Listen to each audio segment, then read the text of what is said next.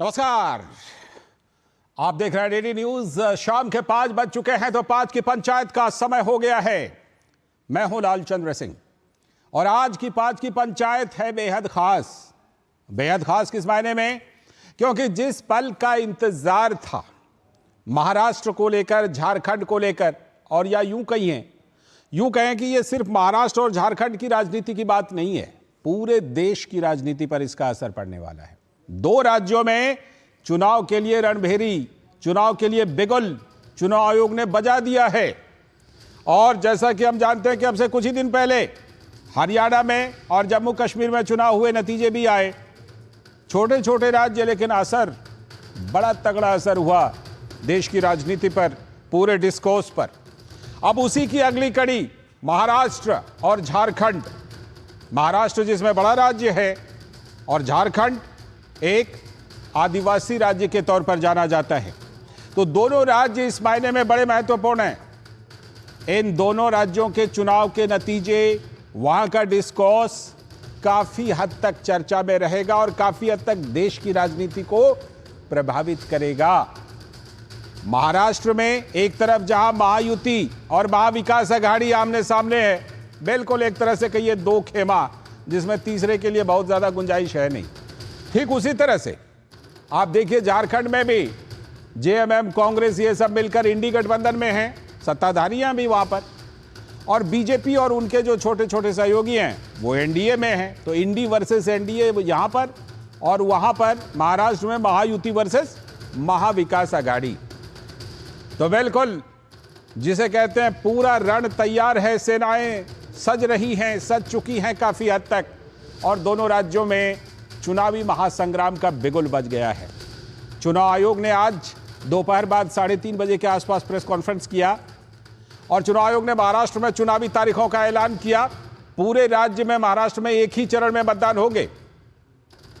महाराष्ट्र में 20 नवंबर को वोट डाले जाएंगे, वहीं 23 नवंबर को वोटों की गिनती हो जाएगी और मतगणना का जो दिन है इस बार बुधवार पड़ेगा।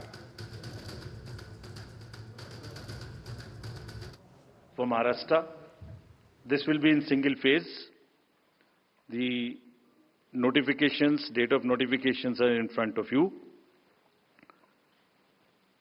22nd October would be date of notification. Last date of making nomination would be 29th October. Scrutiny on 30th October. And last date for withdrawal 4th, and date of poll in Maharashtra would be 20th 11. Counting would be on 23rd 11/24. तो ये तो बात हो गई महाराष्ट्र की, और दूसरे राज्य झारखंड की बात कर लेते हैं, जहां 2 चरणों में मतदान होने वाले हैं। पहले चरण का मतदान 13 नवंबर को, और दूसरे चरण में जो महाराष्ट्र का सिंगल फेज वाला है 20 नवंबर, उसी के साथ दूसरे चरण में झारखंड में वोट डाल दिए जाएंगे और वोटों की गिनती महाराष्ट्र के साथ ही, यानी दोनों राज्यों की एक साथ 23 नवंबर को होगी। In 2 phases. The date of poll, first phase would be on, date of poll would be on 13th November, and the second phase would be along with Maharashtra on 20th November. So the date of issue of notification for Jharkhand phase 1 would be 18th, and for phase 2 would be 22nd along with Maharashtra. Nominations for phase 1 would be till 25th of October, and for phase 2 29th. This slide we will share with everyone. And date of poll would be 13th November and 20th November, both Wednesdays.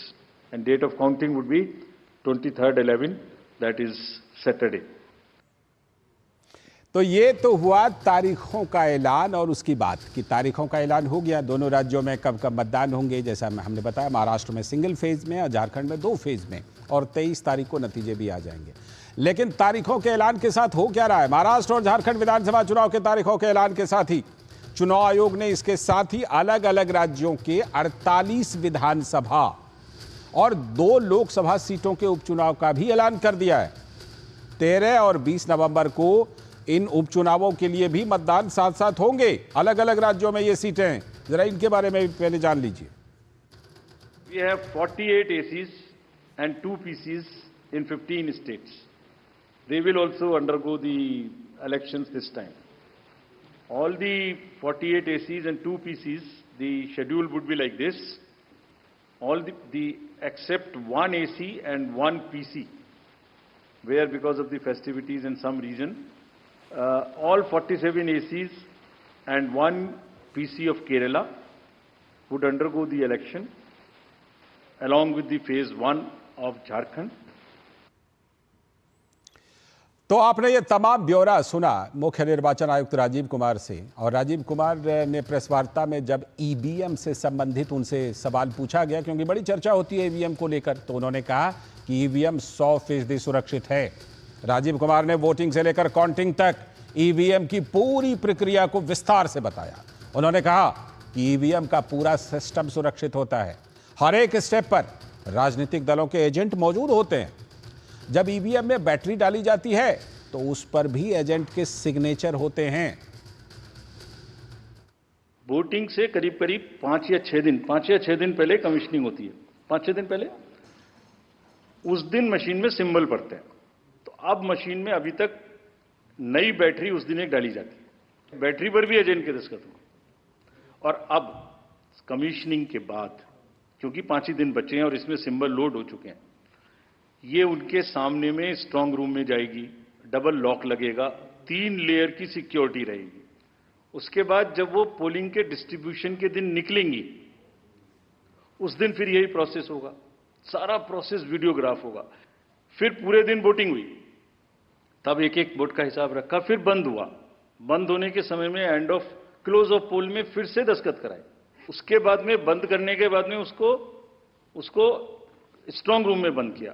फिर counting के समय निकाला तो एक barricading लगाई, उस barricading के बीच में से जाएंगे, इधर उधर से नहीं जाएंगे ताकि कोई मिक्सअप ना हो। And there is a provision for objecting to any of the issue relating to this at any stage, which has not happened. So हम इंडिविजुअल जिसने वो बिल्कुल सेफ है, बिल्कुल रोबस्ट है। साफ साफ विस्तार से समझाया मुख्य निर्वाचन आयुक्त ने, इसलिए जीत हार अपनी जगह, बहाने की कोई गुंजाइश है नहीं। मुख्य निर्वाचन आयुक्त राजीव कुमार ने यह भी कहा कि ईवीएम को लेकर चुनाव आयोग को 20 शिकायतें मिली हैं, चुनाव आयोग हर शिकायत का विस्तार से जवाब देगा। जो भी ईवीएम की शिकायतें वायदे हुए आई हैं, वो हमारे पास 20 शिकायतें आई हैं। हर 20 शिकायत का हम इंडिविजुअल जवाब देंगे, फैक्ट बाय फैक्ट। तो इसमें कोई डाउट नहीं है। एक्चुअली हमारी ड्यूटी है कि अगर कैंडिडेट ये पूछ रहे हैं कि आप बताइए, तो हम उन्हें बताएंगे, निश्चित रूप से बताएंगे, लिख के बताएंगे, पूरा डिटेल्ड बताएंगे और जल्दी ही बताएंगे। तो चुनाव आयोग ने यह ऐलान कर दिया है और महाराष्ट्र और झारखंड में चुनाव के पूरे कार्यक्रम सामने आ चुके हैं, साथ ही उपचुनावों के भी कार्यक्रम सामने आ चुके हैं। हमारे 3 संवाददाता इस समय हमारे साथ जुड़ रहे हैं। श्यामा मिश्रा मुंबई से, दिवाकर कुमार रांची से, और दिल्ली में हमारे स्टूडियो से जुड़ रहे हैं ऋषि कुमार, जिन्होंने इस पूरे प्रेस कॉन्फ्रेंस पर और चुनाव आयोग की खबरों पर पैनी नजर रखते हैं। मैं पहले ऋषि आप ही के पास आता हूं। महाराष्ट्र में सिंगल फेज और झारखंड में 2 फेज। एक तो सबसे पहले इसको जरा समझाइए कि हम जानते हैं कि चुनाव आयोग की टीम जाती है, व्यापक विचार विमर्श करती है, उसके बाद ही कार्यक्रम तय करती है।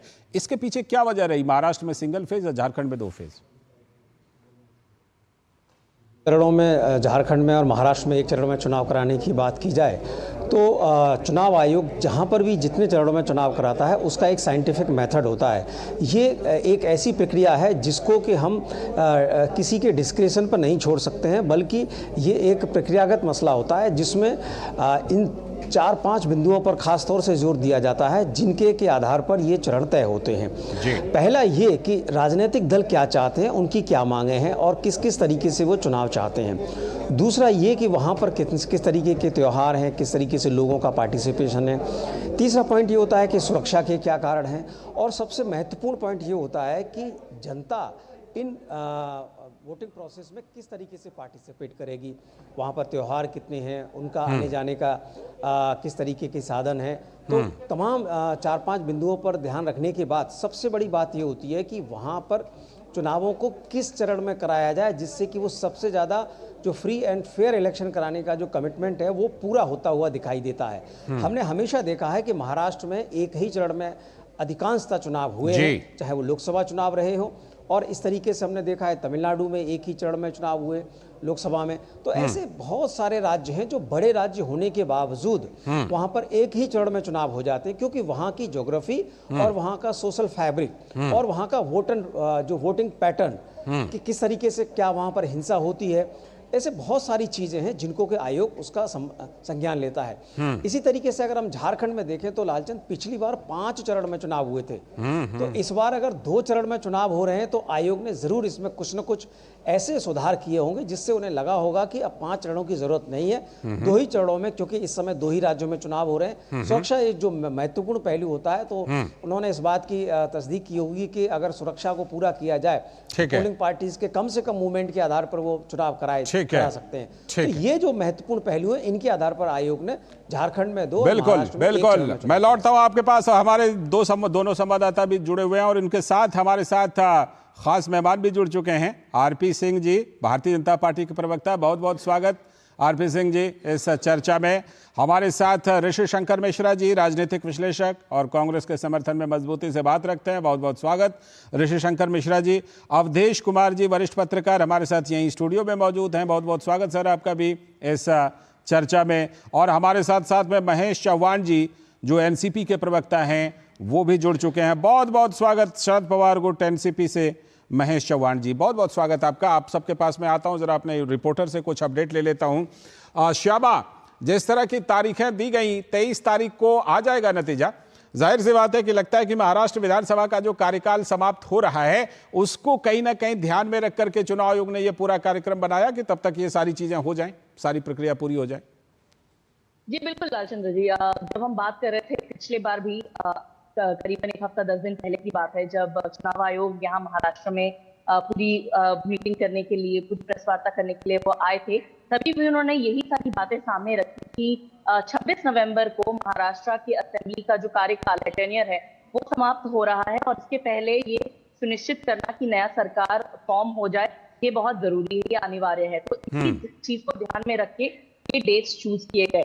अब बात करें अगर हम महाराष्ट्र की, तो उन्होंने इस प्रेस वार्ता में भी बताया कि करीबन 9 करोड़ जो वोटर्स हैं वो इस बार पार्टिसिपेट करेंगे, और ये बहुत जरूरी भी हो जाता है कि कैसे उन्हें ज्यादा से ज्यादा संख्या में बुलाया जाए और उनके लिए क्या क्या सुविधा की जा सकती है ताकि वो बड़े संख्या में आकर वोट कर सकें और इस पर्व में शामिल हो सके। लेकिन वही महाराष्ट्र के अगर पॉलिटिक्स की बात कर लें, जिस पर सभी की निगाहें होती हैं, तो ये कहा जाता है महाराष्ट्र के लिए कि जो एक्सपर्ट भी होते हैं, चुनावी एक्सपर्ट्स होते हैं, पॉलिटिकल एक्सपर्ट्स होते हैं, वो भी एक ठीक आंकड़ा नहीं लगा पाते हैं, ठीक जो रिजल्ट्स हैं वो नहीं लगा पाते हैं, क्योंकि महाराष्ट्र में जो ऑफ लेट हमने देखा कि कैलकुलेशंस जो कॉम्बिनेशंस एंड परम्यूटेशंस चेंज हुए हैं, उसकी वजह से काफी बदलाव आया है यहाँ पर। बिल्कुल। जो अनाउंसमेंट हुआ है, अनाउंसमेंट से लेके इलेक्शन तक में कितना बदलाव आता है, कितनी मीटिंग्स होती हैं, उस पर ध्यान रखना हमें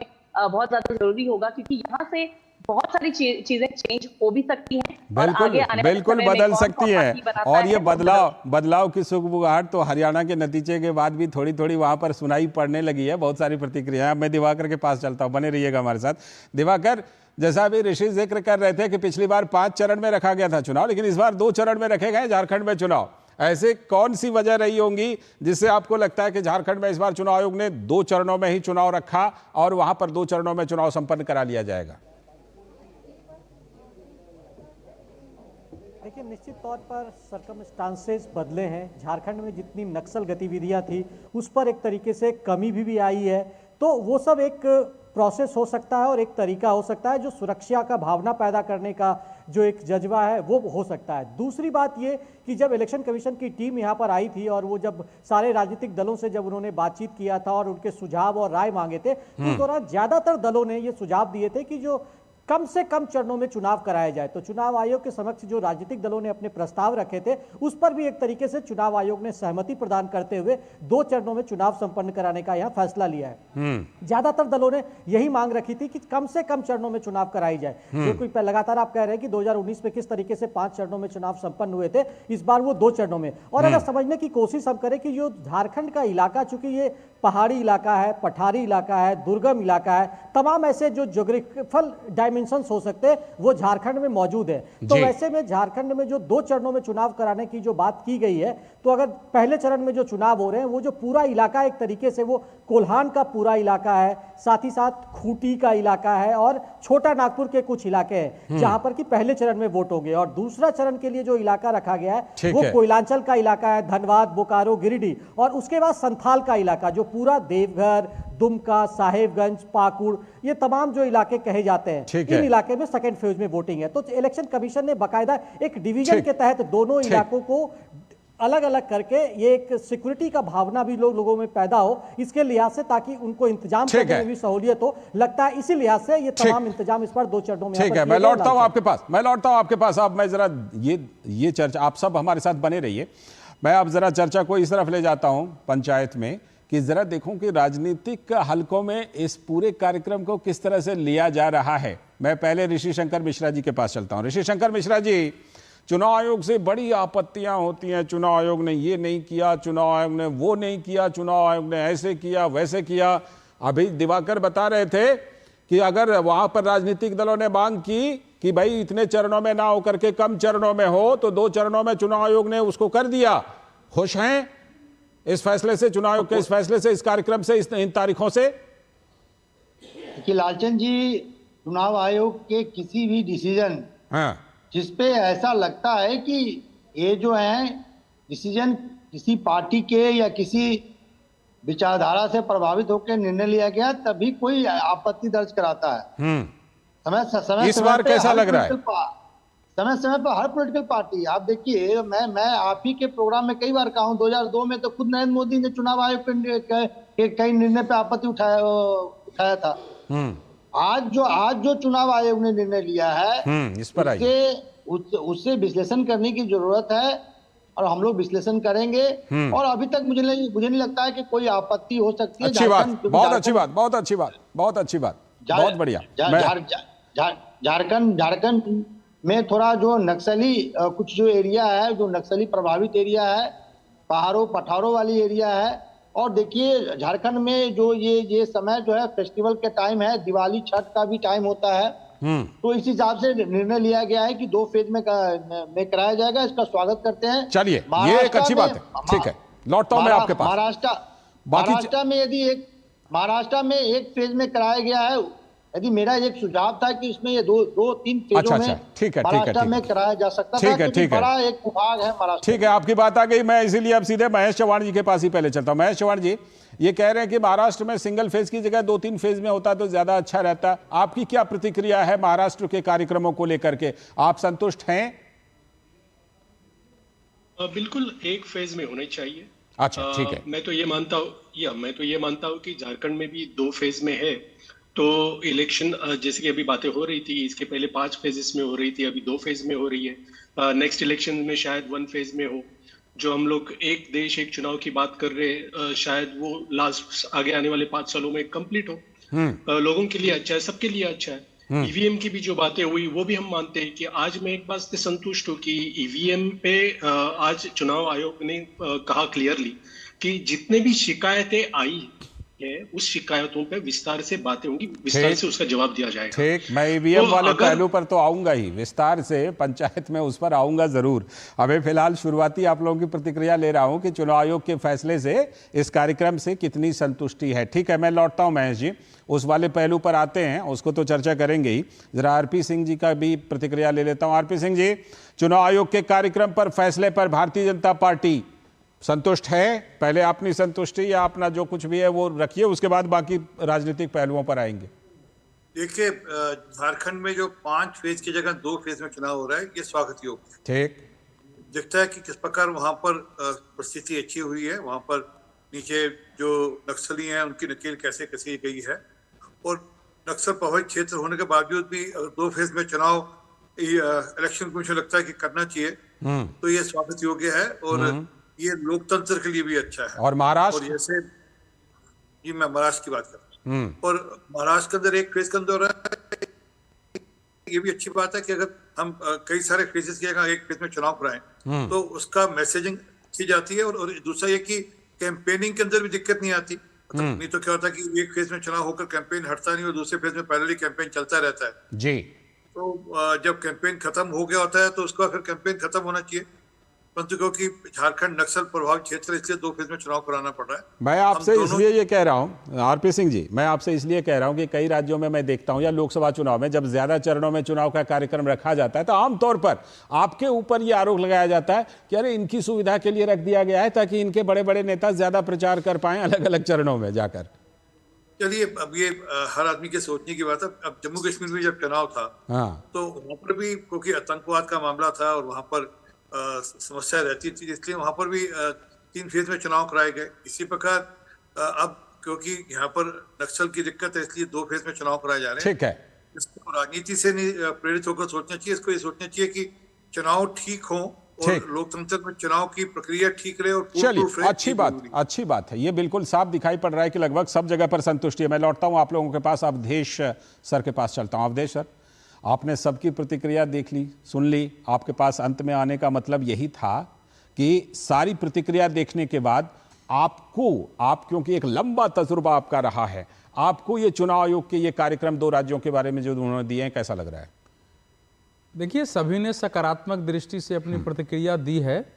हालांकि भारत की राजनीति है तो थोड़ा बहुत प्रश्न तो उठेगा ही, उसको तो आप टाल नहीं सकते हैं, और वो भी जरा अच्छा ही होता है, प्रश्न उठने से रुचि बनी रहती है। हाँ, लोकतंत्र जिंदा रहता है। अगर विपक्ष प्रश्न न उठाए, कुछ न करे, लेकिन जब संवैधानिक संस्थाओं पर प्रश्न उठाते हैं और जब हमारे देश के चुनाव की, जिसको कि विश्व इसकी साख और धाक मानता है, जब उसको धक्का पहुंचाने की बार बार कोशिश होती है, यहां से लेकर 7 समंदर पार तक होता है, वही तो करो ना, अमेरिका में, कनाडा में, ब्रिटेन में आप ले जाके उसके बारे में चर्चा करते हैं। और तो वो जरा देश की दृष्टि से भी और हमारे भविष्य में जो हमारी युवा पीढ़ी है उसकी लोकतंत्र में विश्वसनीयता बनी रहे, इसकी दृष्टि से बहुत ही गलत है और बहुत नेगेटिव है ये।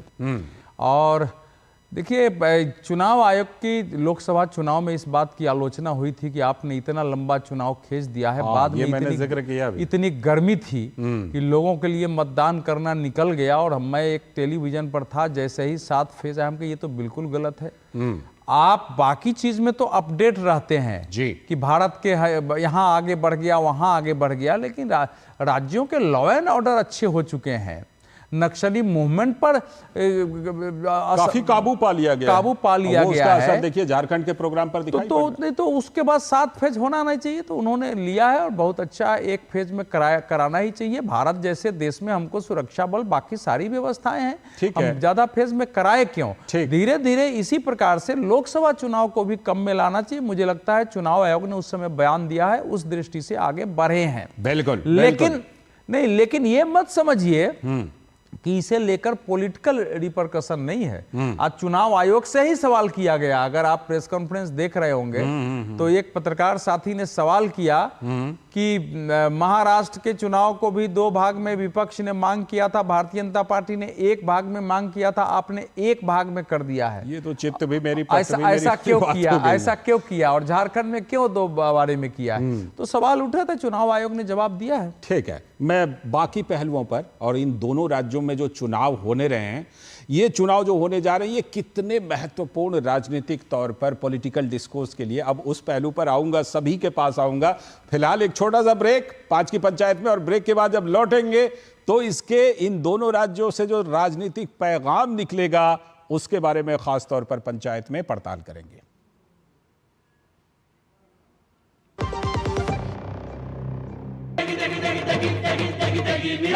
MDH की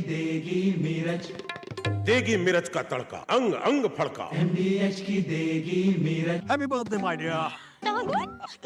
अरे ये क्या, एप्सिलॉन? मेरी नई स्कूटी के लिए। ओए बनो सयानी, नहीं तो पैसों पे फिर जाएगा पानी। मतलब? सुनो, ऑनलाइन लर्निंग एप्स को जांच परख कर आरबीआई अधिकृत बैंक एनबीएफसी से ही आप लोन लीजिए। अनधिकृत एप्स या अनजान लोगों से निजी जानकारी शेयर करना यानी धोखा। दादू बन गई सियानी। गिफ्ट नहीं खोलेंगे। आरबीआई कहता है इनसे सुनिए, जानकार बनिए, सतर्क रहिए।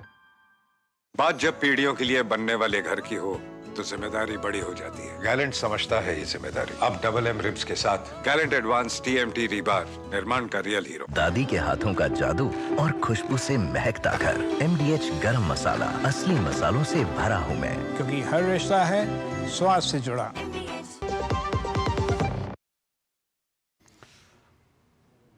स्वागत है ब्रेक के बाद पांच की पंचायत में। आज पांच की पंचायत में खास पड़ताल, और खास पड़ताल क्या है कि 2 राज्यों में चुनावी बिगुल बज चुका है। तो 2 राज्यों में जो चुनावी बिगुल बज चुका है उसको लेकर के अभी जो पहले राउंड में हमने तमाम हमारे जो संवाददाता जुड़े हैं, संवाददाताओं से इनपुट लिए और तमाम जो हमारे गेस्ट जुड़े हुए हैं, लगभग मोटे तौर पर सबने सकारात्मक तौर पर इसको लिया है। ये एक अच्छी बात है। लेकिन ऋषि शंकर मिश्रा जी, मैं आपके पास आ रहा हूं, बताइए जरा कि हरियाणा जैसे छोटे राज्य ने क्या, मुझे लगता है कि ऐसा संदेश दिया जिससे कि बहुत कुछ इस नतीजे के बाद बदला है, और यहां तक कि हरियाणा का संदेश जो है वो महाराष्ट्र में जाकर भी वहां पर उसको उद्वेलित कर रहा है। ये जो 2 राज्यों के चुनाव होने हैं ऋषि शंकर मिश्रा जी, आपको लगता है कि ये इसी का एक तरह से कंटिन्यूएशन होगा या फिर कुछ अलग हो सकता है? बताइए। देखिए लालचंद जी, हर राज्य का अपना राजनीतिक गुना भाग होता है, हर राज्य का अपना पॉलिटिकल इक्वेशन होता है। जरूरी नहीं है जो हरियाणा में पॉलिटिकल इक्वेशन था या जो राजनीतिक परिस्थितियां थी या कांग्रेस ने हरियाणा में जो गलतियां की, मैं मानता हूं कि मैं देखिए, मैं जो बोलता हूं कटु सच बोलता हूं, कांग्रेस को कांग्रेस ही हरा सकता है। हरियाणा में तमाम परिस्थितियां ऐसी थी, ऐसा शायद ही किसी एक व्यक्ति को लगा हो कि हरियाणा में बीजेपी सत्ता में आ रही है। कुछ बीजेपी के नेता ऑफ द रिकॉर्ड ये मान रहे थे कि हरियाणा में 15-20 सीटें उनको मिल जाए, ये काफी है। लेकिन कांग्रेस ने जिस प्रकार से गलतियां की, बीजेपी के ट्रैक पे जाके बैटिंग की, देखिए मैं कांग्रेस समर्थक कम, राजनीतिक विश्लेषक ज्यादा हूं। हाँ, ठीक है। इसलिए मैं उसी हिसाब से मैं विश्लेषण कर रहा हूं कि कांग्रेस ने बीजेपी के ट्रैक पे जाट गैर जाट के फॉर्मूला को उन्होंने एग्जीक्यूट किया, उनके लोकल लीडरों ने, और जिसको कांग्रेस के हाईकमान ने जिस चीज पर रोक लगाना चाहिए उसमें असफल रहे। यही स्थिति महाराष्ट्र में होगी तो कांग्रेस या इंडिया गठबंधन को नुकसान उठाना पड़ेगा। लेकिन यदि दूसरी तरफ बीजेपी में देखें यानी एनडीए गठबंधन में देखें तो स्थिति ऐसी है कि शिंदे गुट जो है अजित पवार को देखने नहीं चाहते हैं। अजित पवार के जो गुट है वो कह रहे हैं कम से कम उनको 70-80 सीटें चाहिए। शिंदे साहब कह रहे हैं 120-130 सीटें दीजिए। शिंदे साहब ने तो स्पष्ट अमित शाह को कहा है, जैसा चर्चा है कि उन्होंने कहा है कि हमें अधिक से अधिक सीटें आपको दिए जाने चाहिए क्योंकि बीजेपी के प्रति वहां नाराजगी है। तो ये तमाम परिस्थितियां हैं, यदि तमाम परिस्थितियों को साधते हुए कांग्रेस चुनाव लड़ती है तो मुझे लगता है कि झारखंड और महाराष्ट्र में कांग्रेस यानी इंडिया गठबंधन के लिए बेहतर चांस है। लेकिन मैं फिर कह रहा हूं कांग्रेस को कांग्रेस ही हराता है। ठीक है, चांस आपको अच्छा लग रहा है। विकास सिंह हमारे संवाददाता लखनऊ से जुड़ गए हैं, मैं उनके पास भी जाऊंगा, और विकास हमारे साथ हैं तैयार। विकास, 2 राज्यों के जो विधानसभा के चुनाव होने हैं उसकी तो चर्चा है ही, लेकिन कम चर्चा नहीं है 10 सीटों के उपचुनाव की। उत्तर प्रदेश की 48 सीटों पर अलग अलग राज्यों में उपचुनाव होने, लेकिन उत्तर प्रदेश के 10 सीटों पर बड़ी जबरदस्त चर्चा है। क्या कुछ प्रतिक्रिया वहां से आ रही है आपको उत्तर प्रदेश से? बिल्कुल, 2027 के विधानसभा चुनाव से पहले इन सीटों को सत्ता का सेमीफाइनल कहा जा रहा था, और आज चुनाव आयोग ने 9 सीटों पर चुनाव की तारीखों का ऐलान कर दिया है 13 नवंबर। और इन सीटों पर इससे पहले से ही राजनीतिक दल कमर कसे हुए थे चुनाव की तैयारियों को लेकर, चाहे वो भारतीय जनता पार्टी हो, चाहे समाजवादी पार्टी हो या कांग्रेस हो। अब सपा और कांग्रेस का गठबंधन किस तरीके से होगा ये तो आने वाले कुछ दिनों में देखने को मिलेगा, क्योंकि हरियाणा चुनाव में कांग्रेस को मिली शिकस्त के बाद समाजवादी समाजवादी पार्टी ने आनन फानन में अपने 6 प्रत्याशी घोषित कर दिए थे, और जबकि मिल्कीपुर अब नहीं हो रहा है, तो मान के चले कि इन 9 सीटों के लिए 5 प्रत्याशी घोषित कर चुकी है। वहीं भारतीय जनता पार्टी ने सभी, जी बिल्कुल बिल्कुल 9 सीटों पर जो है कि चुनाव आयोग ने किया है, और इन 9 सीटों के लिए पूरी 10 सीटों के लिए भारतीय जनता पार्टी की पहले से ही पूरी तैयारी थी। मुख्यमंत्री योगी आदित्यनाथ ने इनमें से प्रत्येक सीट पर मंत्रियों को प्रभारी बना रखा था, और स्वयं अपने हिस्से में भी 2-2 सीटें ले रखी थी। 2 सीट मुख्यमंत्री योगी आदित्यनाथ ने, 2-2 सीटें दोनों डिप्टी सीएम ने, 2 प्रदेश अध्यक्ष ने, 2 संगठन मंत्री ने। यानी भारतीय जनता पार्टी की पूरी तैयारी है। अभी 2 दिन पूर्व ही आला कमान के साथ उनकी बैठक भी हुई है। पूरी रणनीति भारतीय जनता पार्टी की तय है। इन 9 की 9 सीट पर वो जीतने के लिए चुनाव लड़ने की तैयारी कर रही है। वहीं समाजवादी पार्टी भी पीछे नहीं हटना चाहती है, क्योंकि इनमें से काफ़ी सीटें जो समाजवादी पार्टी की थी, जैसे करहल सीट उन्होंने छोड़ी थी, वहाँ पर अपने परिवार से ही उन्होंने तेज प्रताप को टिकट दिया है। सपा की जो लिस्ट है, खासतौर से इस बात को देखा जा सकता था इसमें कि काफी परिवार के लोगों को काफी ज्यादा टिकट दिया है जो उनके यहाँ पर नेता थे। ठीक है, मैं लौटता हूं आपके पास, और इस पहलू पर मैं जरूर अवधेश जी के पास भी जाकर चर्चा करूंगा। पहले जरा महेश जी के पास। महेश जी, जिस तरह से कि हरियाणा के नतीजे के बाद संदेश गया तो कई खबरें आने लगी, कई बार संजय राउत के बयान आए, शिवसेना के तमाम बयान आए, ऐसा एक तरह से निकल करके आने लगा कि अब शायद आप लोग वहां पर कांग्रेस को दबाने की कोशिश कर रहे हैं क्या, कि भाई अब सीटों की संख्या में अब आपकी उतनी दावेदारी नहीं रही क्योंकि आप हरियाणा हार गए हैं। आपकी पार्टी इस मामले में कांग्रेस को दबाने में उद्धव सेना के साथ है या फिर कांग्रेस के साथ खड़ी है? महेश जी। नहीं, महाराष्ट्र में बिल्कुल ऐसे नहीं हो रहा। हम महाविकास आघाड़ी में सभी पार्टियां एकजुट है। हमारी प्राथमिकता ये है कि बीजेपी को सरकार से बाहर निकाले, और उसके लिए विनेबिलिटी और इलेक्टिव मेरिट जिसके पास हो, जितनी सीटें जिनके पास है। सपोज ऐसा होता है कि कांग्रेस के पास अगर ज्यादा लोग ऐसे, ज्यादा उम्मीदवार ऐसे, तो उन्हें मिलेगा। अगर शिवसेना के पास ज्यादा उम्मीदवार है जिनकी इलेक्टिव मेरिट अच्छी है और विनेबिलिटी के चांसेस ज्यादा है, तो उन्हें मिलेगा। ऐसे कुछ नहीं है। दूसरी बात, हरियाणा इसमें दरअसल महेश जी, इसमें 2 आधार हुआ। अगर आप पिछले विधानसभा पर जाइए, ठीक है, 2019 के विधानसभा चुनाव पर, तो उसमें कांग्रेस की, उसमें उद्धव सेना की बड़ी दावेदारी बनती थी, जो कि अब शिवसेना रही नहीं, वो टूट गई।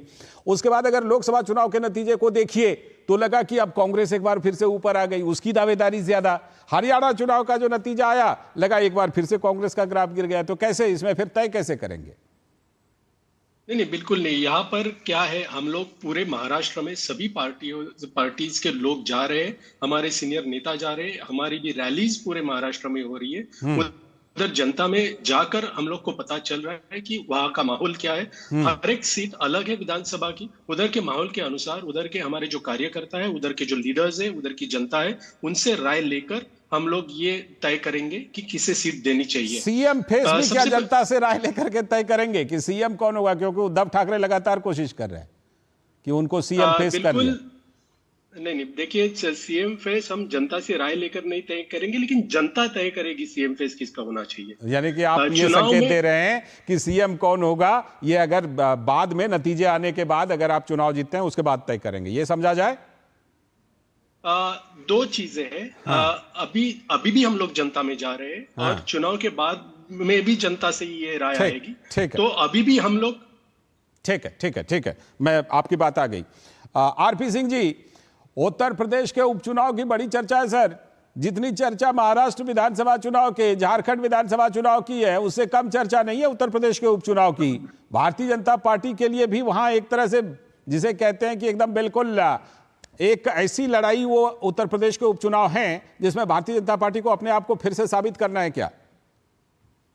देखिए, हमने अपनी तरफ से कमर कस रखी है और सुनिश्चित इस बार वहां पर हम चमत्कार करेंगे, और 10 की 10 सीटों पर आपको जब अल्टीमेटली, अभी फिलहाल 9 सीटों पर प्रोग्राम जो है ऐलान हुआ है यूपी में। अल्टीमेटली मैंने कहा, अल्टीमेटली जब 10 की 10 सीटों पर जब चुनाव होंगे, ठीक, और उसमें हम लोग आपको चमत्कार करता दिखेगा हमारी तरफ से। परंतु जो आप इस सारे में एक जो सबसे बड़ा चुनाव हो रहा है वो भूल गए हैं आप, वो है वायनाड का चुनाव। और इस बार वायनाड, पिछली बार को वायनाड नहीं होने वाला। प्रियंका वाड्रा वहां से शायद चुनाव लड़ेंगी, तक तो यही जानकारी है, कोई उनका मन ना बदल गया हो तो इस बार वह स्थिति वैसी रहने वाली नहीं है जैसी स्थिति पिछले चुनाव में थी। क्योंकि लोगों ने देख लिया कि हमारे सिर पे दम चुनाव जीत कर जाते हैं और बाद में हमारे को इस्तेमाल किया जाता है बाकी लोग। तो जरा वायनाड की भी जरा कोई चर्चा अगर जानकारी हो सके तो दे दीजिएगा, आपको इस पर वायनाड में भी कमाल होने वाला। बिल्कुल, आप बिल्कुल पिछली बार भी बड़ी मजबूती से लड़े थे, ये बात सही है, हालांकि सीट नहीं निकल पाई थी, लेकिन आपने अच्छा कोना वहां पर बनाया था। जरूर कोशिश करते रहना चाहिए। मैं दिवाकर के पास चलूं उससे पहले एक छोटी सी प्रतिक्रिया अवधेश सर, ये जो उत्तर प्रदेश के 9 सीटों का उपचुनाव है, ये भी बड़ा बिल्कुल जिसे कहते हैं एकदम चर्चा में है और सबसे ज्यादा फोकस में रहेगा क्या? भारतीय जनता पार्टी इस देश की सर्वाधिक लोकप्रिय पार्टी है, ये प्रमाणित अगर करना है तो महाराष्ट्र और उत्तर प्रदेश दोनों में भाजपा को बेहतर प्रदर्शन करना होगा। झारखंड में बता, देखिए लोकसभा चुनाव में भाजपा को केंद्र रखिए और उत्तर प्रदेश और महाराष्ट्र के चुनाव परिणाम को हटा दीजिए, ये बात सही है। तो और 2019 से तुलना करिए तो बीजेपी कहां होती? इन्हीं दो राज्यों ने बाकी जो हुई थोड़ी बहुत, इन्हीं 2 राज्यों ने भारतीय जनता पार्टी को अपनी बदौलत बहुमत से पीछे रखा है। ये सच बात। और वो इतना बड़ा धक्का था भारतीय जनता पार्टी के लिए जिसकी उनको कल्पना नहीं थी। हालांकि हम सब लोगों को बहुत चीजें दिखाई दे रही थी जी। और लोग बता भी रहे थे कुछ, लेकिन वो समझने के लिए तैयार नहीं थे। इसीलिए हरियाणा से एक संदेश जो निकला है, अगर इस ट्रेंड को बीजेपी कायम रखती है और उत्तर प्रदेश के मुख्यमंत्री योगी आदित्यनाथ जिस ढंग से वहां लगे हैं, अगर हालांकि वो सबसे ज्यादा मिल्कीपुर में वो ध्यान दे रहे थे, अभी चुनाव आयोग ने रोक दिया है। तो क्योंकि उसमें देखिए 6 सीटें तो समाजवादी पार्टी की है, बीजेपी के तो 3 ही है, बाकी तो सहयोगी की है। बिल्कुल। लेकिन लोकसभा चुनाव की दृष्टि को रखते हुए अगर बीजेपी थोड़ा वहां परफॉर्म अच्छा कर देती है तो एक आत्मविश्वास पैदा होगा, बदल जाएगा, पूरा डिस्कोर्स बदल जाएगा। मैं आता हूं आपके पास दिवाकर, इस बार झारखंड के चुनाव में सबसे ज्यादा चर्चा तो सोरेन, मैं आ रहा हूं, ऋषि शंकर मिश्रा जी आ रहा हूं, जरा सा दिवाकर से एक अपडेट लेता हूं अपने संवाददाताओं से। दिवाकर, इस बार सबसे ज्यादा चर्चा तो सोरेन वर्सेस सोरेन की है, क्योंकि यही एक वो सबसे बड़ी चीज है जो इस बार पिछले चुनाव से बिल्कुल अलग है, बिल्कुल बड़ा अंतर है। तो सोरेन वर्सेस सोरेन कैसा दिलचस्प रहने वाला इस बार झारखंड का चुनाव? देखिए, निश्चित तौर पर यह दिलचस्प रहने वाला चुनाव है, क्योंकि जिस तरीके से पिछले 2019 के चुनाव के जो परिणाम थे वो भाजपा के लिए भी अप्रत्याशित थे और जेएमएम के लिए भी अप्रत्याशित थे, दोनों के लिए अप्रत्याशित थे। लेकिन 2024 आते आते सारे समीकरण झारखंड में इस बार बदले हैं। जो झारखंड मुक्ति मोर्चा का एक बड़ा चेहरा हुआ करते थे चंपई सोरेन, वो इस बार उनके साथ नहीं है, वो वहां से निकलकर भारतीय जनता पार्टी के कुनबे में आ गए हैं। इतना ही नहीं, सोरेन, उनके परिवार की भाभी जो सीता सोरेन की पत्नी है, वो भी सीता सोरेन जो आकर शामिल हो गई हैं भारतीय जनता पार्टी में। तो एक तरीके से कोल्हान में जहां चंपई सोरेन भारतीय जनता पार्टी को मजबूती प्रदान करेंगे, वहीं संथाल में सीता सोरेन मजबूती प्रदान करेंगे। तो ये चुनाव एक तरीके से बिल्कुल अलग होने वाला है, क्योंकि 2-2 सोरेन के बिना इस बार जेएमएम चुनाव लड़ने जा रही है और उसका जो सपोर्ट है वो भारतीय जनता पार्टी को मिलने जा रहा है। तो आप समझ सकते हैं कि वो सोरेन का जो हथियार है वो भारतीय जनता पार्टी को इस बार मजबूती प्रदान करेगा। और भारतीय जनता पार्टी का चूंकि कुनबा इस बार गठबंधन बनाने में भी कामयाब हुआ है, आसू पार्टी के साथ, जदयू के साथ और जो लोजपा रामविलास का पार्टी है उसके साथ भी उनका गठबंधन लगभग फाइनल है और उसकी कभी भी घोषणा हो सकती है, जो कि पिछली बार नहीं था ऐसा गठबंधन। इस बार भारतीय जनता पार्टी ने सारे जो गठबंधन नहीं था, गठबंधन हुआ ही नहीं था और उसका परिणाम भारतीय जनता पार्टी को भुगतना पड़ा था और भारतीय जनता पार्टी इस बात को मान भी रही थी। तो शायद इन तमाम गलतियों से भारतीय जनता पार्टी ने इस बार सीख ली है और चंपई सोरेन के साथ जिस तरीके से व्यवहार हुआ था और लगातार जो आरोप और प्रत्यारोप का दौर लग रहा था, चंपई सोरेन ने किस तरीके से खुलकर अपने जो दर्द थे वह व्यक्त किए थे, तो एक तरीके से उसका भी सिंपैथी भारतीय जनता पार्टी को मिलेगा और आदिवासी एक तरीके से भारतीय जनता पार्टी के साथ कुछ इंटैक्ट होते भी नजर आएंगे। जी लालचंद। ठीक है, मैं लौटता हूं आपके पास। ऋषि शंकर मिश्रा जी, आप कुछ टिप्पणी करना चाहते हैं, आप कर लीजिए, फिर मैं बाकी संवाददाताओं के पास और बाकी गेस्ट के पास जाऊंगा। कर लीजिए। देखिए, आपके जो संवाददाता हैं उनके हर बात से मैं सहमत हूँ। उन्होंने बिल्कुल सही कहा कि 2024 में आदिवासियों ने किस प्रकार से झारखंड में बीजेपी को टुकरा दिया। इनके सबसे बड़े नेता अर्जुन मुंडा चुनाव हार गए। ये बात तो मैं गलत तो नहीं कह रहा हूँ। झारखंड में बीजेपी के सबसे बड़े आदिवासी चेहरा कौन है? अर्जुन मुंडा, वो चुनाव हार गए। दूसरे बड़े आदिवासी चेहरा उराव साहब हार गए। और जब आपका आदिवासियों में इतना पकड़ है तो चंपाई सोरेन को आपको इंपोर्ट करने की क्या जरूरत फिर पड़ी? तो मुझे थोड़ा सा काउंटर आरपी सिंह जी का लेना पड़ेगा, उसके बाद संवाददाताओं के पास जाऊंगा। सुन तो लीजिए। देखिए, बीजेपी की स्थिति इतनी अच्छी है कि आप बाबूलाल मरांडी जी से ऑफ द रिकॉर्ड बात कीजिएगा। वो अपने दर्द आपके साथ जरूर साझा करेंगे। ऑफ द रिकॉर्ड पर बड़ा जोर दे रहे हैं। ऑफ द रिकॉर्ड पर बड़ा जोर दे रहे हैं। ऑन द रिकॉर्ड बहुत सारी चीजें आ रही हैं। अब तो लोग यार सुनकर ऑन द रिकॉर्ड बोल रहे हैं। मैं वही कह रहा हूँ कि ऑन द रिकॉर्ड बहुत सारी चीजें आ रही है जी। आप ऑफ द रिकॉर्ड की बात कर रहे हैं। ठीक है, मैं छोटा सा काउंटर आरपी सिंह जी, उसके बाद फिर मैं आरपी सिंह जी छोटा सा काउंटर। वो कह रहे झारखंड में चंपाई सोरेन को क्यों लेना पड़ा आपको? देखिए ऋषि जी कुछ कहना चाहते हैं, मेरा कहना है कि उनको कहने दीजिए, क्योंकि उनके मन में रह जाएगी बात कि वो ऑफ द रिकॉर्ड जो उनके पास सब है वो अपना मन खोल दे रहा है। बड़ा कुछ ऑफ द रिकॉर्ड उनके पास है। हमें तो ऋषि जी आप ना सर, आपके पास अंदर की खबरें। एक मिनट सुनिए ना ऋषि, सुन लीजिए, आप ही बोलिएगा। आपका भाजपा के ऑफ द रिकॉर्ड है, मैं कांग्रेस के ऑफ द रिकॉर्ड सारे भी बता दूंगा, आप बता दीजिए, फिर मुझसे सुन लीजिएगा ऑफ द रिकॉर्ड कांग्रेस के लोग क्या कह रहे हैं। इसीलिए मैंने कहा कि ऑन द रिकॉर्ड की बात कीजिए ना। ठीक है, मैं आप सबके पास लौटता हूं। लेकिन जरा आप लोगों के पास लौटने से पहले एक चीज मैं दिखाता हूं। आपने देखा होगा इस बार एग्जिट पोल को लेकर के कि भाई शुरुआत में ये था, उसके बाद ऐसे बदल गया, वैसे बदल गया, इसको लेकर बहुत सारी बातें हुई। तो आज चुनाव आयोग ने उस पर बड़ी बात कही है। मुख्य निर्वाचन आयुक्त ने चुनाव रुझानों पर कहा कि चुनाव आयोग की पहली काउंटिंग करीब 8:30 बजे शुरू होती है। तो 8:30 बजे और 8:50 के बीच, 8:50 से पहले कोई ट्रेंड आ ही नहीं सकता। चुनाव आयोग 9:30 बजे पहला ट्रेंड वेबसाइट पर डालता है, जो ईसीआई की आधिकारिक वेबसाइट है। फिर हर 2-2 घंटे में ट्रेंड जो है वो चरण दर चरण की मतगणना के परिणाम डाले जाते हैं।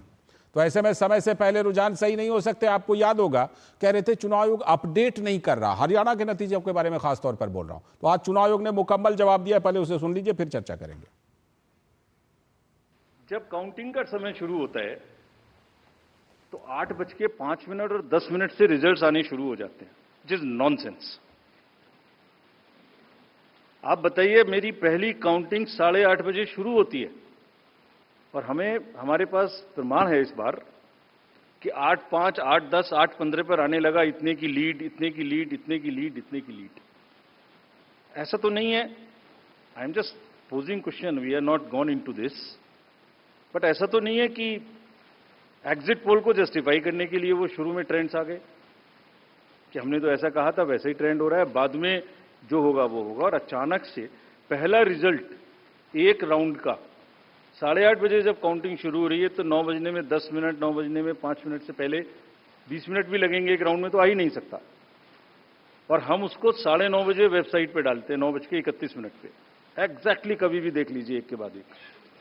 9:30 पे हम उसको अपनी वेबसाइट पे डालते हैं, फिर 11:30 पे डालते हैं, फिर 1:30 पे डालते हैं। चलिए, आपके कोई कॉरेस्पॉन्डेंट वहां मौजूद थे, उन्होंने पहले बता दिया। प्रोसेस काउंटिंग में रिजल्ट को स्क्रीन पे दिखाना पड़ता है, एजेंट के साइन लेने पड़ते हैं, ऑब्जर्वर से जस्टिफाई कराना पड़ता है, तो ऑफिशियल साइट पे आने में आधा घंटा लग सकता है। लेकिन 9 बजे से 9 बजने में 10 मिनट से पहले कैसे आते हैं?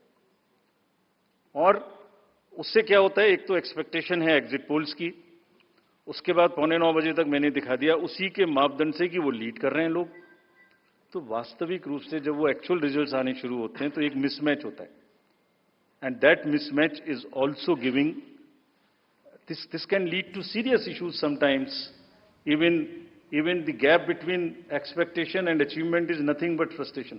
लेकिन एक कुछ ना कुछ मंथन की, कुछ ना कुछ, एंड आई एम श्योर जब इस देश में, जब कंट्री में इस तरीके की जरूरत होती है तो एक सेल्फ करेक्शन हो जाता है। तो सभी रेस्पॉन्सिबल लोग इसका सेल्फ करेक्शन जरूर करेंगे, I am sure about it. बड़ी बात कही है मुख्य निर्वाचन आयुक्त ने, खासतौर पर 2 सवालों का सीधा सीधा जवाब दिया। आपने बड़ी चर्चा सुनी होगी कि पहले कुछ और ट्रेंड आया, बाद में बदल गया। कैसे बदल गया? और दूसरी चर्चा सुनी होगी, जो बड़े बड़े नेता आरोप लगा रहे थे कि इलेक्शन कमीशन अपडेट नहीं कर रहा लगातार, तो इन दोनों का बड़ा मुकम्मल जवाब दिया। ऋषि के पास सीधे चलता हूं। ऋषि, एक तो सबसे पहले जो चुनाव आयोग ने ये बिल्कुल तस्वीर साफ कर दी है, जो सवाल उठाए जा रहे थे उसको लेकर बिल्कुल क्रिस्टल क्लियर कर दिया चुनाव आयोग ने, ये बताइएगा। दूसरा, थोड़ा सा हमें ये भी बताइएगा कि मिल्कीपुर में अभी चुनाव क्यों नहीं कराया जा रहा है? एकदम क्रिस्टल बोल देते हैं आप। देखिए लालचंद, जहां तक क्रिस्टल बोलना जरूरी है सर, तस्वीर ताकि साफ हो पाए। हाँ ऋषि बोलिए। जी, अगर आज की प्रेस कॉन्फ्रेंस में देखें तो मुझे लगता है सबसे महत्वपूर्ण सवाल और महत्वपूर्ण पहलू यही निकल के आया, क्योंकि ये बड़ा मुद्दा है। जिस तरीके से एग्जिट पोल को लेकर आज से नहीं, ये दशकों से मसला सामने आ रहा है और एग्जिट पोल के आधार पर बहुत सारी चीज़ें तय होती आ रही हैं। इसको आज चुनाव आयोग ने सिरे से खारिज किया। हालांकि उन्होंने कहा कि इस पर हम कुछ हद तक उनकी एक सीमाएं हैं, उससे ज़्यादा आगे नहीं जा सकते क्योंकि उनके दायरे में नहीं आता है। लेकिन उन्होंने इतना ज़रूर कहा कि सेल्फ करेक्शन के माध्यम से अगर ऐसा हो जाए तो इस देश की डेमोक्रेसी के लिए बहुत अच्छा होगा। बहुत अच्छा, साफ कहा कि जो इलेक्ट्रॉनिक मीडिया है, अगर अपने किसी भी एग्जिट पोल को, जिस तरीके से उन्होंने जो भी मेथड अपनाया है, अगर उसको वो सिर्फ और सिर्फ अपने एग्जिट पोल को सही ठहराने के लिए अगर काउंटिंग के दौरान भी अगर वही मंतव्य दिखाता है, तो ये न सिर्फ डेमोक्रेसी के लिए, मतदाताओं के लिए, सभी के लिए एक धोखा है। तो उन्होंने इलेक्ट्रॉनिक मीडिया को इस मामले में आगाह किया और ये कहा कि आप इस पर कोर्स करेक्शन खुद करें तो ज्यादा अच्छा होगा। जरा हमारे जनता को ये भी, हमारे दर्शकों को ये बता दीजिए कि मिल्कीपुर को लेकर सवाल जरूर उठा होगा, बताइए क्या बात? मिल्कीपुर का जो मसला था और एक और विधानसभा क्षेत्र का, दो विधानसभा क्षेत्र जो उपचुनाव होने थे, उन दोनों पर चुनाव आयोग ने साफ कहा कि यहाँ पर जो इलेक्टोरल प्रोसेस है उसमें जब कोई भी मैटर कोर्ट के सामने होता है या उस पर दावा होता है कि इस पर अभी चुनाव की प्रक्रिया को समाप्त न करके पहले उन दावों को खारिज किया जाए या उस पर कोई फैसला आ जाए, इसी वजह से ये हुआ। और मिल्कीपुर में जो पुराने उम्मीदवार हैं उनका कहना है कि उन्हें जीता हुआ घोषित किया जाए, जो वहां पर परिस्थितियां बनी उसके आधार पर। ठीक है, वहां क्लेम है अभी, इसलिए जी अभी वहां पर जो क्लेम है वो खत्म नहीं हुआ। ठीक, दोनों ही जगह पर दो विधानसभा क्षेत्र हैं देश में इस बार जिन पे चुनाव नहीं हो रहा है, उन पर सिर्फ और सिर्फ क्लेम की वजह से इसको रोका गया। ठीक, मैं लौटता हूं। जैसे ये क्लेम दूर होगा उसके बाद इस पर चुनाव करा लिया जाए। बिल्कुल, लौटता हूं आपके पास। और श्यामा, मैं आपके पास आता हूं, लेकिन उससे पहले जरा ऋषि शंकर मिश्रा जी, दोनों सवालों का जिस तरह चुनाव आयोग ने, मुख्य निर्वाचन आयोग ने बिल्कुल विस्तार से जवाब दिया है, आप इस जवाब से आपको लगता है कि जो सवाल उठ रहे थे वो सवाल अब नहीं उठने चाहिए, एक अर्ली ट्रेंड बनाम बाद के रिजल्ट को लेकर के? और दूसरा ये कि इतने बजे अपडेट क्यों नहीं किया, इतने बजे अपडेट क्यों नहीं, पूरा विस्तार से बताया कि हम 2-2 घंटे में अपडेट करते हैं।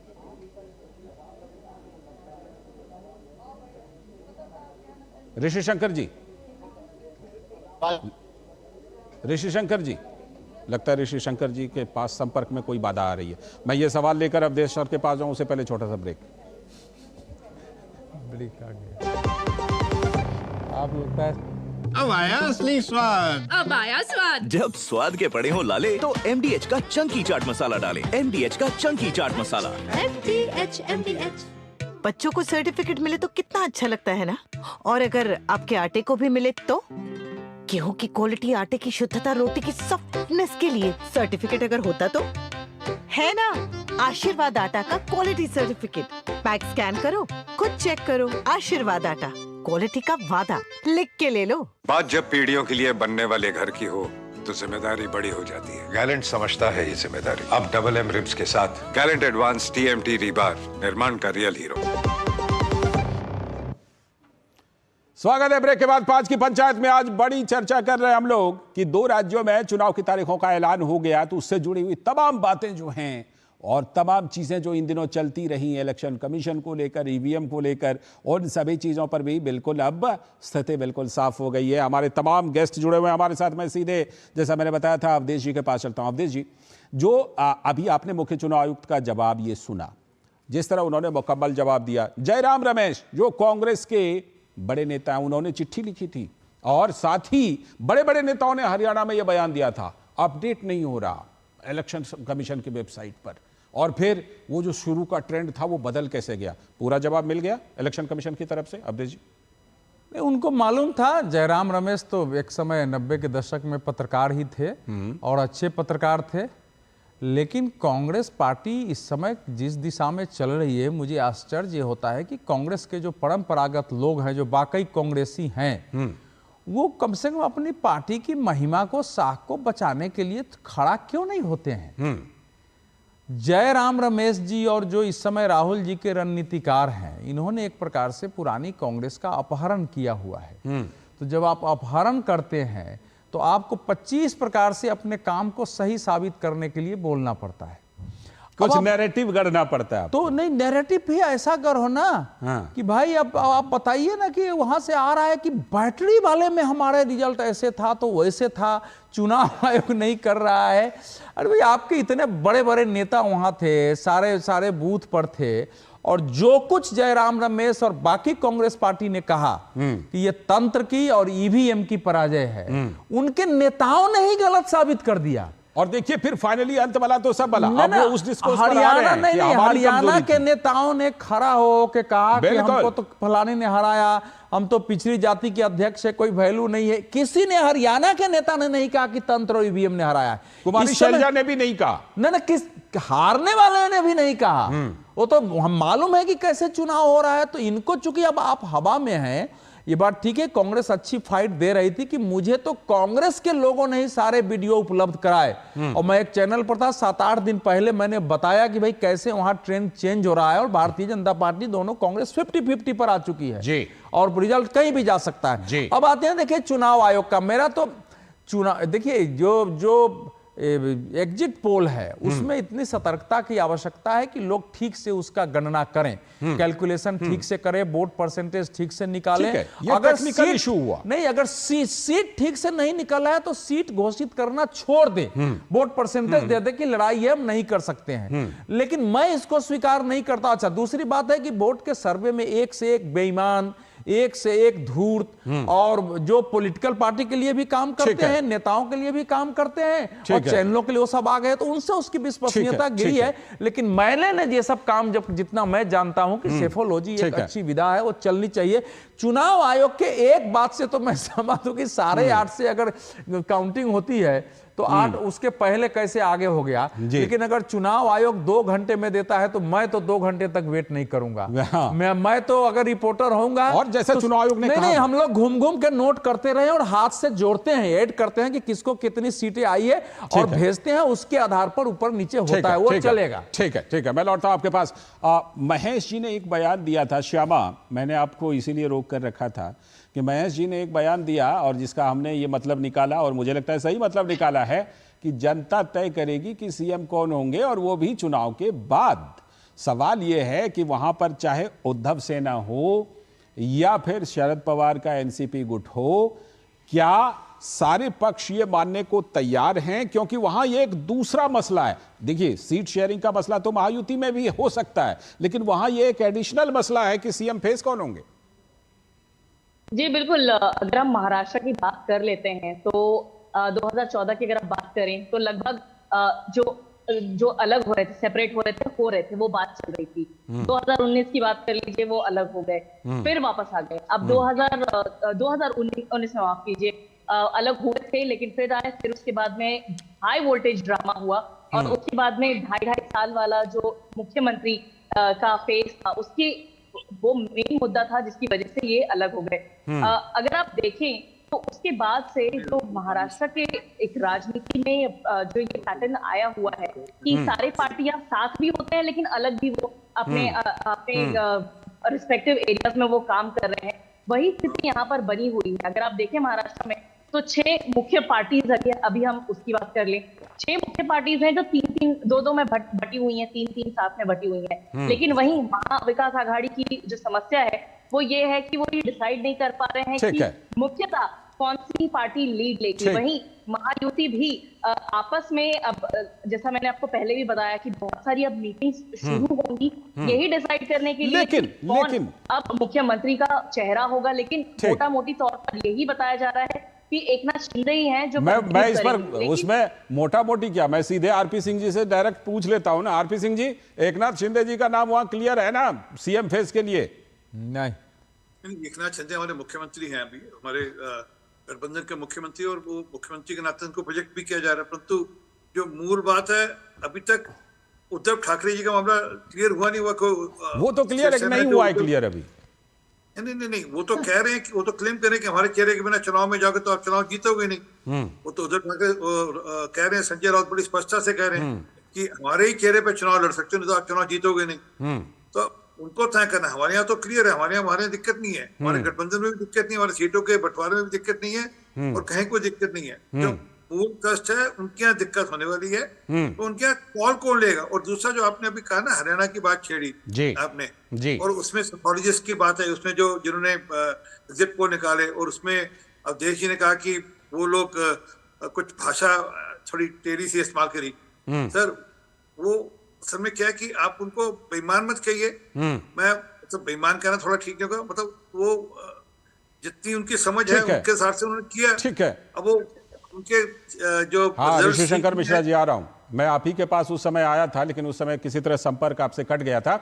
इलेक्शन कमीशन ने बड़े विस्तार से ऋषि शंकर मिश्रा जी जवाब दिया कि क्यों जो ट्रेंडिंग दिखा रहे थे लोग, वो पहले एक तो सबसे पहले ट्रेंडिंग गलत दिखा रहे थे, जो कि बाद में मिसमैच हो गया। और दूसरी बात ये कि अपडेट करने का एक तरीका है, 2 घंटे पर अपडेट किया जाता है। दोनों सवालों का बड़ा मुकम्मल जवाब दिया है। जवाब से संतुष्ट हैं? नहीं, इसमें 2 बातें हैं। एक बात तो ये है कि जो ये कंपटीशन के दौर में ये तमाम जो न्यूज़ चैनल हैं, कंपटीशन के दौर में अपडेट कुछ है, कुछ और है, और दिखाते हैं कुछ और है।